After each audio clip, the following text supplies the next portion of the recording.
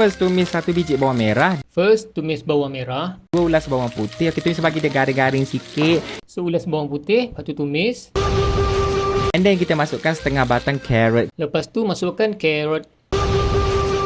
Lepas tu dah ready, kita masukkan protein. Masukkan protein. Udang jangan masak lama sangat, nanti dia overcook. Haram masak lama, kejap je.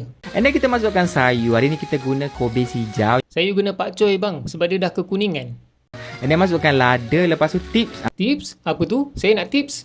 Tips nak bagi sayur tu lembut sikit, korang masukkan air. Tapi jangan banyak, sikit je. Masukkan air, jangan banyak, sikit je. Bagi dia steam keluar ke atas. And then kita tambahkan 4 biji telur. Saya guna 1 je bang, saya makan seorang. Telur ni pun korang tunggu dulu. Jangan kacau terus. Bang, tangan saya gatal, tolong duduk diam. Tunggu bagi dia masak dulu. Ini barulah potong-potong yang dia kacau. Macam dah masak, kita gaulkan dia. And then kita perlukan rasa seafood. And then kita perlukan chicken stock.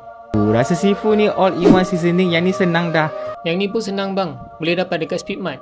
Tak payah nak guna garam, tak payah guna gula. Aku pun terkejut sebab senang je nak guna. Saya tak terkejut bang, sebab saya dah guna banyak kali. Siap. Sayur goreng bertelur resipi KA. Nampak macam sedap kan? Cerasa sikit.